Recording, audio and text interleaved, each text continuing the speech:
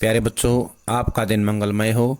अगर आप नए हैं तो इस चैनल को सब्सक्राइब कर लें। चैनल का नाम है वीवी बीबीसी चैनल। बादल राग कविता के अगले काव्यांश की व्याख्या। फिर बार बार गर्जन वर्षण है मूसलाधार, हृदय थाम लेता संसार, सुनसुर घोर वज्र हुंकार, असनी पात से सापित उन्नत सत सत वीर, अक्षत विक्षत हत अचल शरीर, गगन सपर्शी सपर्दाधीर, हंसते हैं छोटे पौधे लघुबार, सस्य अपार हिल हिल खिल खिल, हाथ हिलाते तुझे बुलाते, विप्लव रव से छोटे ही हैं शोभा पाते। अब हम करेंगे इसके शब्दार्थ। गर्जन होता है गर्जना, जोर से भरी आवाज, यानी जोर की आवाज जो आती है उसको बोलते हैं गर्जन। वर्षण होता है वर्षा, यानी बरसना बरसना। मूसलाधार होता है घनघोर वर्षा, लगातार तेज वर्षा होना। वज्र ओंकार होता है वज्र रूपी घनघोर गर्जन या आवाज। क्या होता है? वज्र रूपी घनघोर आवाज या गर्जना। असनी होता है बिजली। क्या होता है असनी? बिजली। पातमान होता है गिरना। सयित शापित होता है श्रापग्रस्त। क्या होता है शापित? श्रापग्रस्त। इसके बाद आएगा उन्नत होता है ऊंचाइयों को छूने वाले। सत्सत होता है सैकड़ों। अक्षत विक्षत होता है जख्मी या घायल, जख्मी या घायल। अचल होता है जो चल ना सके, अचल होता है जो चल ना सके या पर्वत विशाल। गगन सपर्शी होता है आसमान को छूने वाले, आसमान को छूने वाले या छूने की इच्छा रखने वाले। सपर्दा होता है प्रतियोगिता। क्या होता है सपर्दा? प्रतियोगिता। धीर होता है धैर्यवान। क्या होता है धीर? धैर्यवान। लघु भार होता है कम वजन वाले, जिसका भार कम है। लघु भार होता है जिसका भार कम है। रव होता है शोर। क्या होता है रव? शोर। सस्य होता है हरियाली। क्या होता है सस्य? हरियाली। विप्लव होता है क्रांति। क्या होता है विप्लव? क्रांति। विप्लव रव, विप्लव रव होता है क्रांति के शब्द, गर्जन या आवाज। क्रांति के शब्द, गर्जन या आवाज। अब करेंगे हम व्याख्या। कवि कहता है कि हे बादल, तुम्हारे बार बार गर्जना करने से, फिर वर्षा करने से, ये जो मूसलाधार वर्षा करते हो, जो गर्जन करते हो बार बार, उससे क्या है? सारा संसार डर जाता है और डर के कारण अपना कलेजा थाम लेता है। हृदय माने कलेजा, अपने कलेजे को थाम लेता है। सुन सुन गौर वज्र ओंकार, और क्योंकि तुम्हारी भयंकर गर्जन और वज्र जैसी घनघोर आवाज को सुनकर लोग कांप उठते हैं। लोग जो है तुम्हारी वज्र जैसी घनघोर आवाज को सुन करके कांप उठते हैं। कवि ये बताना चाहता है कि जो बादल हैं उनकी जो गर्जना है और जो मूसलाधार वर्षा है, बादल जब बार बार गरजते हैं, एक बार नहीं, दो बार, तीन बार, चार बार, लगातार गरजते रहते हैं और मूसलाधार वर्षा करते रहते हैं। उस मूसलाधार वर्षा को देख करके इस संसार के लोग क्या करते हैं? अपने कलेजे को थाम लेते हैं, डर जाते हैं और कलेजा थाम लेते हैं। क्योंकि तुम्हारी जो भयंकर गर्जन है और वज्र के समान जो घनघोर गर्जन है, आवाज है, उसको सुनकर के लोग जो है थर्रा उठते हैं, कांपने लगते हैं। उसी को तुम्हारी विनाश लीला, सभी को तुम्हारी विनाश लीला का डर लगा रहता है, यानी सब कुछ नष्ट ना हो जाए, तबाह ना हो जाए, डरते हैं सभी तुम्हारी विनाश लीला का जो भय है उससे भयभीत रहते हैं। विनाश लीला होती है सब कुछ तहस नहस कर देने वाली लीला, उससे सब डरते हैं, भयभीत हैं। कहने का आशय ये है कि क्रांति का शब्द सुनकर लोग आतंकित हो उठते हैं, भयभीत हो उठते हैं। कवि पुनः कहता है कि बादलों के भयंकर वज्रपात से उन्नति की चोटी पर पहुंचे सैकड़ों वीर योद्धा, उन्नति की चोटी पर पहुंचे सैकड़ों वीर योद्धा जो हैं, अर्थात पूंजीपति भी पराजित होकर धूल चाटने लगते हैं, यानी कि वो भी जो है नीचे गिर जाते हैं। आकाश को छूने की होड़ लगाने वाले ऊंचे ऊंचे स्थिर पर्वत भी बादलों के भयंकर वज्रपात से घायल होकर खंड खंड हो जाते हैं। क्या हो जाते हैं? अक्षत विक्षत हो जाते हैं, खंड खंड हो जाते हैं। जिसके हौसले पर्वत जैसे मजबूत होते हैं, वे लोग भी जो है क्या हो जाते हैं, घायल हो जाते हैं, अस्थिर हो जाते हैं, उनके चलने योग्य नहीं बचते हैं। कहने का आशय है कि जो पर्वत अपनी ऊंचाई के द्वारा आकाश से स्पर्धा करते हैं, वे भी बादलों की बिजली गिरने से टुकड़े टुकड़े होकर नष्ट हो जाते हैं, यानी खंड खंड होकर के नष्ट हो जाते हैं। जो लोग जितने ऊंचे होते हैं, जितनी ऊंचाई पर होते हैं, उन्हें जो है उतना ही ज्यादा विनाश का शिकार होना पड़ता है, या वे ही ज्यादा विनाश का शिकार बनते हैं। परंतु बादलों की इस विनाश लीला में छोटे छोटे पौधे हंसते हैं। क्या करते हैं?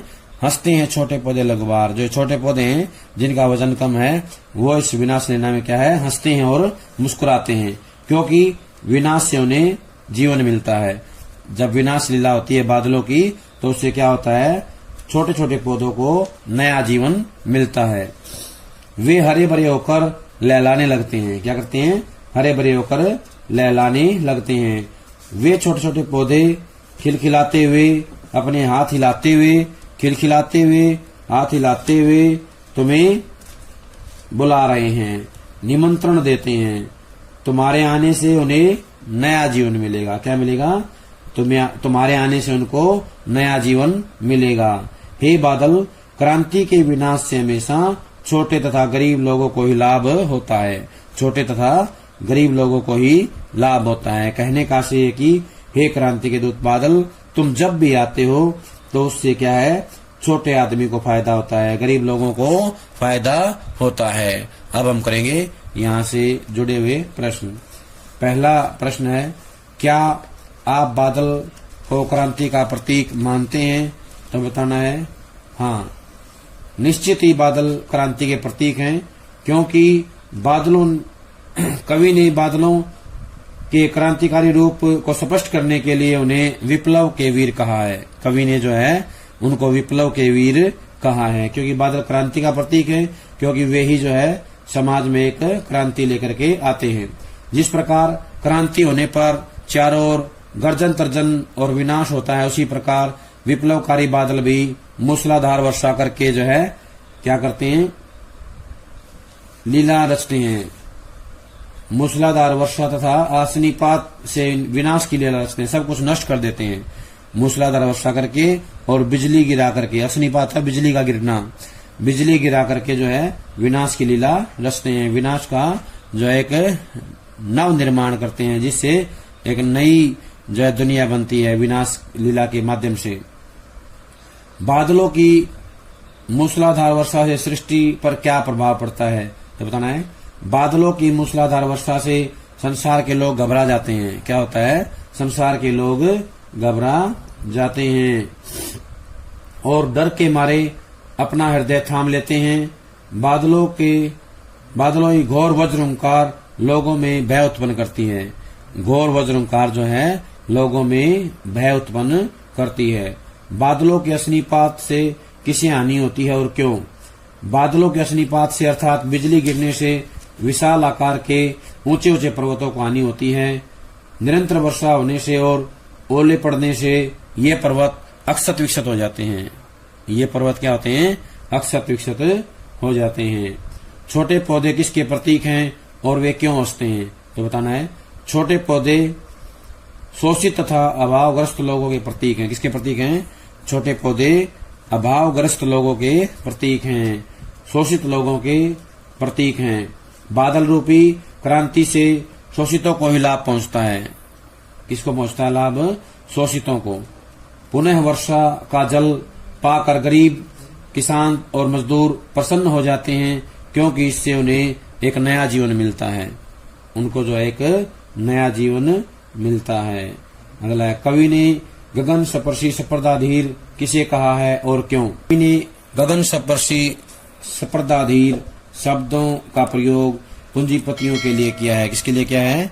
गगन सपर्शी स्पर्धाधीर पूंजीपतियों के लिए किया गया है। पूंजीपति लोगों के लिए कवि ने इसका इस्तेमाल किया है, क्योंकि वे अपने धन वैभव के कारण समाज में ऊंचा स्थान पा चुके हैं। समाज में ऊंचा स्थान पा चुके हैं। उनके ऊंचे ऊंचे भवन आकाश को स्पर्श करने की होड़ लगा रहे हैं। ऊंचे ऊंचे भवन क्या कर रहे हैं, आकाश को जो है स्पर्श करने की होड़ लगा रहे हैं। धन वैभव को लेकर उनमें होड़ मची हुई है, धन वैभव को लेकर उनमें होड़ मची हुई है। आगे प्रश्न है, संसार भयभीत क्यों हो रहा है, संसार भयभीत क्यों हो रहा है। संसार क्रांति रूपी बादलों की वज्र रूपी ओंकार को सुनकर भयभीत हो रहा है। संसार जो है क्रांति रूपी बादलों की वज्र रूपी ओंकार को सुनकर के भयभीत हो रहा है। क्रांति की बिजली गिरने से क्या प्रभाव पड़ता है, तो बताना है। क्रांति की बिजली गिरने से विशाल शरीर वाले उच्च वर्ग के लोग घायल हो जाते हैं। विशाल शरीर वाले उच्च वर्ग के लोग जो हैं घायल हो जाते हैं। क्रांति के आने पर कौन हंसते हैं और क्यों, तो बताना है। क्रांति के आने पर छोटे पौधे अर्थात निर्धन वर्ग के लोग हंसते हैं। छोटे पौधे अर्थात निर्धन वर्ग के लोग हंसते हैं, क्योंकि इन पर क्रांति का कोई प्रतिकूल प्रभाव नहीं पड़ता। क्रांति का कोई प्रतिकूल प्रभाव नहीं पड़ता। विप्लव रव से छोटे ही हैं शोभा पाते पंक्ति का क्या आशय है या क्या भाव है, बताना है। इस पंक्ति का भाव यह है कि क्रांति के शब्दों से निम्न वर्ग के लोग ही शोभा प्राप्त करते हैं। क्रांति के शब्दों से निम्न वर्ग के लोग ही शोभा प्राप्त करते हैं, अर्थात क्रांति आने पर निम्न वर्ग को ही लाभ प्राप्त होता है, जिससे उनके जीवन में सुख समृद्धि एवं खुशी का संचार होता है। सुख समृद्धि एवं खुशी का संचार होता है। अब करेंगे काव्य सौंदर्य। इस पर ध्यान से काव्य सौंदर्य। कवि ने बादलों, क्रांति और विद्रोह का प्रतीक मानकर इसका आह्वान किया है। क्रांति और विद्रोह का प्रतीक मानकर इसका आह्वान किया है। क्रांति का सदा अधिक लाभ निम्न वर्ग को ही होता है। ज्यादा लाभ किसको होता है, निम्न वर्ग को। ओज गुण या ओजपूर्ण भाषा प्रयोग किया गया है। संस्कृत की तत्सम शब्दावली का प्रचुर प्रयोग है। प्रतीकात्मक शैली का प्रयोग किया गया है। अनुप्रास, पुनोक्ति प्रकाश, रूपक, पदमैत्री, स्वरमैत्री, मानवीकरण, निदर्शना आदि अलंकारों का सुंदर प्रयोग देखने को मिलता है। इस काव्यांश में अनुप्रास, पुनोक्ति प्रकाश, रूपक, पदमैत्री, स्वरमैत्री, मानवीकरण, निदर्शना आदि अलंकारों का प्रयोग देखने को मिलता है। हृदय थाम लेना मुहावरे का सटीक प्रयोग किया गया है। हृदय थाम लेना मुहावरे का सटीक प्रयोग किया गया है। लक्षणा शब्द शक्ति का इस्तेमाल किया गया है। ओज गुण विद्यमान है और वीर रस का प्रयोग किया गया है। अगले काव्यांश की हम जो है व्याख्या करेंगे। अगला काव्यांश है, अट्टालिका नहीं है रे आतंक भवन, सदा पंख पर ही होता जल विप्लव प्लावन, शुद्र प्रफुल्ल जलज से सदा छलकता नीर, रोग शोक में भी हंसता है शैशव का सुकुमार शरीर। अट्टालिका होता है ऊंचे ऊंचे भवन। क्या होता है, ऊंचे ऊंचे भवन या महल। आतंक भवन होता है भय का निवास। क्या होता है, भय का निवास। पंख होता है कीचड़। क्या होता है, पंख कीचड़। जल विप्लव प्लावन, जल विप्लव प्लावन। विप्लव होता है क्रांति, प्लावन होता है बाढ़। क्रांति बाढ़, जल माने पानी। शुद्र होता है तुच्छ, छोटा। शुद्र होता है तुच्छ या छोटा। कोष होता है खजाना। कोष क्या होता है, खजाना। अंगना होता है, कोष होता है खजाना। शुद्र होता है तुच्छ, प्रफुल्ल होता है खिले हुए। जलज होता है कमल। क्या होता है, जलज कमल। नीर होता है पानी। शैशव होता है बच्चा। सुकुमार होता है कोमल। रोग शोक होता है बीमारी में भी हंसता होता है हंसना। छलकता होता है टपकना। तो इसकी व्याख्या देखें। कवि कहता है कि हमारे समाज में जो ऊंचे ऊंचे भवन है, अट्टालिका था ऊंचे ऊंचे भवन, बड़े बड़े महल, ऊंचे ऊंचे जो भवन हैं ये अट्टालिका ही नहीं है, बल्कि इनमें तो भय और त्रास का निवास है। भय और दुख जो है बसता है, निवास करता है। इनमें रहने वाले अमीर लोग हमेशा क्रांति से आतंकित रहते हैं। किससे रहते हैं, क्रांति से आतंकित रहते हैं। बादलों की विनाश लीला तो हमेशा कीचड़ में ही होती है। कीचड़ में ही होती है। बादलों की विनाश लीला तो हमेशा कीचड़ में ही होती है। यानी बादल की जो वर्षा है, पानी है, उसका प्रभाव कहाँ पड़ेगा? कीचड़ के ऊपर पड़ेगा। पंक माने कीचड़। उसी में बाढ़ और विनाश के दृश्य देखे जा सकते हैं। बाढ़ और विनाश के दृश्य देखे जा सकते हैं। कवि के कहने का भाव यह है कि समाज के गरीब और शोषित लोग ही क्रांति करते हैं। गरीब और शोषित लोग ही क्रांति करते हैं। गरीब लोगों को क्रांति से कोई फर्क नहीं पड़ता। गरीब लोगों को क्रांति से कोई फर्क नहीं पड़ता है, लेकिन अमीर लोग क्रांति से डरे रहते हैं। अमीर लोग क्रांति से डरे रहते हैं या क्रांति के भय से डरे रहते हैं। अमीर लोगों को जो क्रांति से भय लगता है, वे हमेशा डरते रहते हैं। कवि कहता है कि जो क्रांति है वो समाज में परिवर्तन लेके आती है। कवि कहता है कि जैसे पानी खिले हुए छोटे छोटे कमलों से हमेशा टपकता रहता है, बूंदों के रूप में गिरता रहता है। खिले हुए छोटे छोटे कमलों से हमेशा पानी गिरता रहता है, ठीक वैसे ही गरीब आदमी की आंखों से आंसू गिरते रहते हैं। गरीब आदमी की आंखों से आंसू गिरते रहते हैं, पानी टपकता रहता है। यही कमल पूंजीपतियों के प्रतीक हैं। ये जो कमल हैं पूंजीपतियों के प्रतीक हैं, जो विप्लव से हमेशा डरे रहते हैं।